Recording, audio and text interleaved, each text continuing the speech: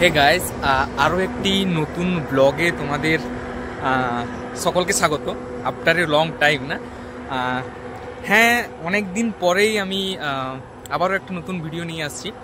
আর আজকের ব্লগটা খানিকটা আলাদা হবে। মেদিনীপুর শহর থেকে যখন দাঁতনের দিকে আসা যায়, রাস্তার দুই পাশে সবুজ ধান ক্ষেত, খেজুর আর নারকেল গাছ, ছোট ছোট কাঁচা রাস্তা, গ্রাম বাংলার সেই শান্তি পরিবেশ। এই নিস্তব্ধতার ভেতরেই লুকিয়ে আছে ইতিহাসের কণ্ঠস্বর। দেখতে সাধারণ একটা গ্রাম, কিন্তু একসময় এখানে ছিল এক বিশাল বৌদ্ধ মহাবিহার। তো এখন আমরা দাঁড়িয়েছি জানি না কোথায়, ঠিক আছে, কিন্তু প্রায় অনেকটাই চলে এসেছি। আর আমার একদম ব্যাকগ্রাউন্ডে দেখছো, দেখো কত লাইন আছে, 1, 2, 3, অনেকগুলো নদী পেয়েছি, বাট আমি জানি না যে ওই নদীগুলোর নাম কি। ঠিক আছে, দেখা যাক আর কতখানি মানে পথ অতিক্রম করতে হয় আমাদের সেই ইতিহাসকে কি বলবো আবিষ্কার করার জন্য। যাই হোক, তবে হ্যাঁ ভালো লাগছে, নতুন জায়গা যাচ্ছি, নতুন মানুষের সঙ্গে মিশছি, ঠিক আছে, এবং মানে নানা ধরনের জিনিস যেগুলো এক্সপিরিয়েন্সের আছে আর কি, সেগুলো করছি, খুবই ভালো লাগছে। এবং কি বলবো আর, এটাই বলার যে তোমরাও বেরো, তোমরাও বাড়ি থেকে বেরো, নানা জায়গায় যাও, পুরনো ইতিহাসের খোঁজে যাও, ঠিক আছে, ভালো লাগবে। যে life is full of enjoy, so enjoy this moment, because this moment is your life, ঠিক আছে। চট একটা অসুবিধা হচ্ছে, আমাদের প্রচণ্ড লেট হয়েছে, ঠিক আছে। আমরা এখন প্রায় বাজে 5:11, আর এখানে আমাদের বোর্ডে দেখা যাচ্ছে যে 4:30 পর্যন্ত সময়। এখন যাওয়া যাবে, থ্যাংক গড, এত দূর থেকে এসে, ঠিক আছে। যাও, আগে পার্কিংটা করে দাও। কোথায় করবো? এখানে। এই হচ্ছে গেট, দেখো এখানে একটা বিজ্ঞপ্তি দেওয়া আছে যে 28 তারিখ। এসেছি যখন এত দূর থেকে, আপাতত ফিরে তো যাওয়া যায় না, তাই না? তো চলো ভেতরে গিয়ে করে কিরকম এক্সপিরিয়েন্স হয় সব কিছুই বলবো। সম্ভবত 2002 সালে কলকাতা বিশ্ববিদ্যালয়ের প্রত্নতত্ত্ব বিভাগ এখানে খনন শুরু করে। প্রথমে গ্রামবাসী ভাবত এ তো কেবল ইট পাথরের ধ্বংসাবশেষ, কিন্তু মাটি খুঁড়তে খুঁড়তে প্রকাশ পেল এক মহা আশ্চর্য। বৌদ্ধ ভিক্ষুকদের বিশাল এক মঠ, যেখানে একসময় শিক্ষা দেওয়া হতো, প্রার্থনা চলত, আর সন্ন্যাসীরা ধ্যান করত।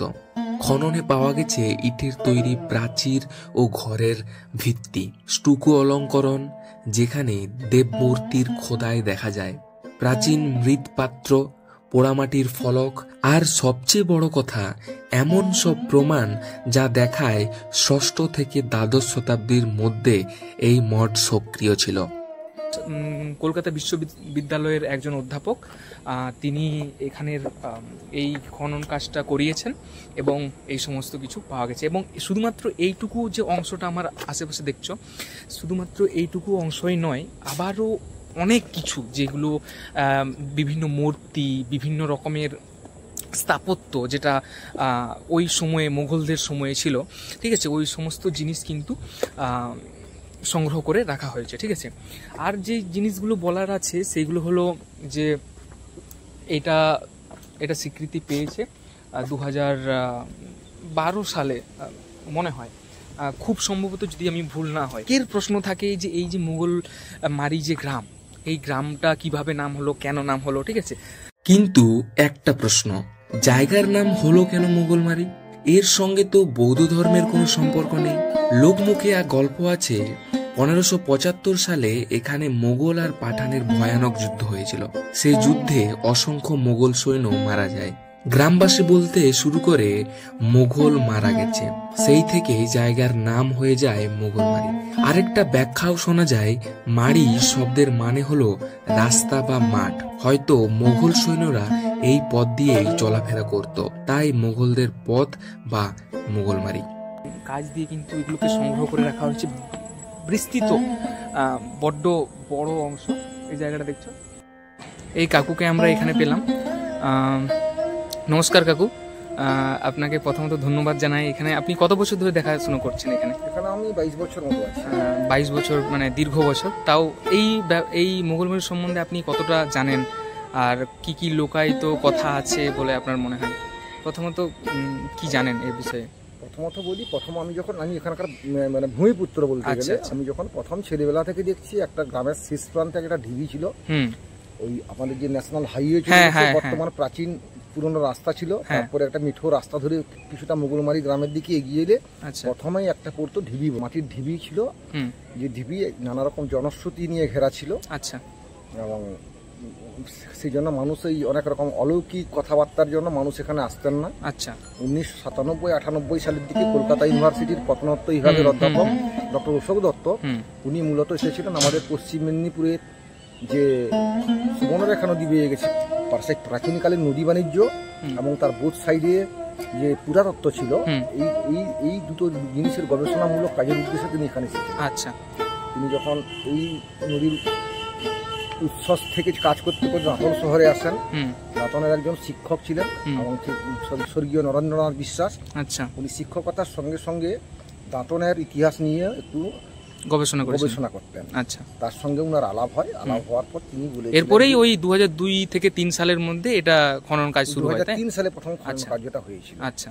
2003 সালে খনন কার্যটা ছিল একটা বুদ্ধিস্ট শিক্ষা পীঠস্থান ছিল। আচ্ছা। যেখানে বুদ্ধ দর্শন নিয়ে পড়াশোনা হতো। এখানে আবাসিক বিশ্ববিদ্যালয় ছিল। আচ্ছা।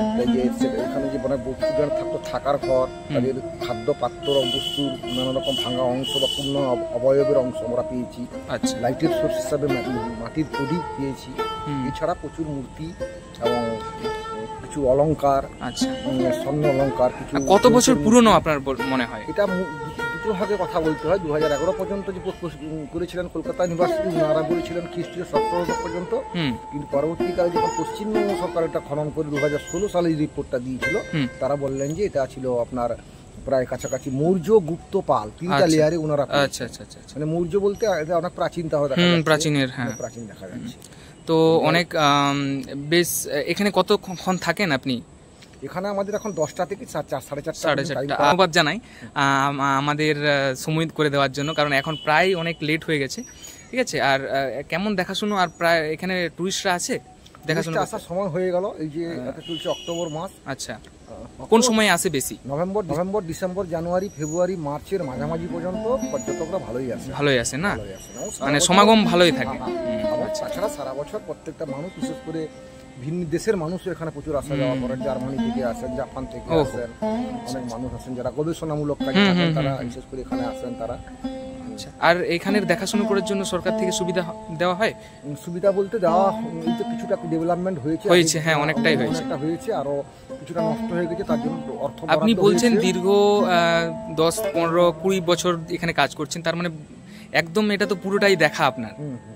আচ্ছা, যাই হোক, খুব ধন্যবাদ জানাই আপনাকে এখানে সময় করে দেওয়ার জন্য। ভালো থাকবেন। আচ্ছা, চোখ বন্ধ করে একবার ভাবো তো, এই জায়গায় যেখানে আমরা দাঁড়িয়ে আছি একসময় হয়তো সারি সারি ঘর, ভিক্ষুকদের বসবাসের কক্ষ এবং ধ্যান করার হল ঘর ছিল। সন্ধ্যার বেলায় বাতাসে ভেসে আসতো প্রার্থনার ধ্বনি, বুদ্ধং শরণং গচ্ছামি, আর চারপাশে ছাত্ররা বসে শিক্ষা নিচ্ছে। গুরু ধীরে ধীরে ধর্মের কথা বোঝাচ্ছেন। আজ সব ধ্বংস হয়ে গেছে, কিন্তু মাটির নিচে চাপা পড়েও ইতিহাস তার ছাপ রেখে গেছে। আমরা আজকে সত্যি কথা বলতে অনেকটা লেট করে ফেলেছি এই কারণে, কারণ এখন প্রায় 5:30 মতো বাজতে যাচ্ছে, আর এটার সময় হচ্ছে 4:30 পর্যন্ত। আর খুব বেশি দীর্ঘায়িত করব না এখানে, ঠিক আছে। ইতিহাসবিদরা বলেন মুঘলমারির বৌদ্ধ মঠ ছিল পশ্চিমবঙ্গের সবচেয়ে বড় প্রত্নস্থলগুলির একটি।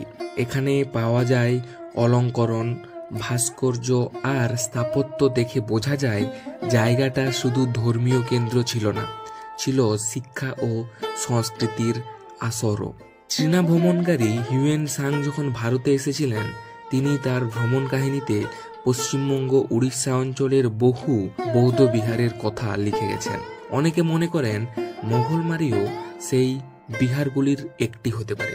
ওখানে সত্য সেটা মানে জানি না, তবে তারপর থেকেই এখানে কিন্তু এই সমস্ত কিছু স্থাপত্য কিন্তু এগুলো আগেকার সময়ে অনেক বাড়ি ঘর কিন্তু তারা তৈরি করেছিল। আজ এই গ্রামে জীবন একেবারেই সাধারণ, চাষবাস, গ্রাম্য জীবন আর চারপাশের নীরবতা। কিন্তু এই নীরবতার মধ্যে লুকিয়ে আছে রাজাদের উত্থান পতনের গল্প, ধর্মের প্রসার আর সভ্যতার আলো। গ্রামবাসীদের অনেকের কাছেই এখনো এই জায়গা রহস্যের মতো। কেউ বলে ভূতের গল্প, আবার কেউ বলে এখানে অনেক ধন লুকিয়ে আছে। কিন্তু আসল সত্য হলো এখানে লুকিয়ে আছে 1000 বছর পুরনো ইতিহাস।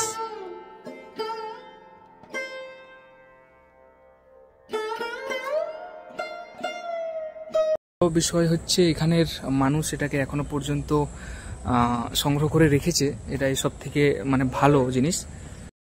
আরেকটা যেটা মানে খুবই দুর্ভাগ্য সেটা বলবো না, আর প্রায় এখন একদম শেষ মুহূর্তে এসেছি আমরা, যার কারণে আমাদের এখানে বেশি বিলম্ব করা যাবে না।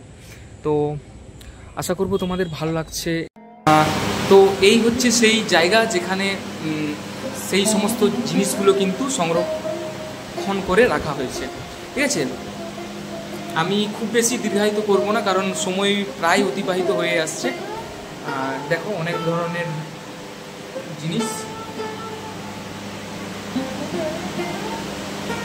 বিভিন্ন ধরনের পাথর আর লোহিত রঙের মৃৎপাত্র, হ্যাঁ, ধূসর রঙের সমস্ত কিছু কিন্তু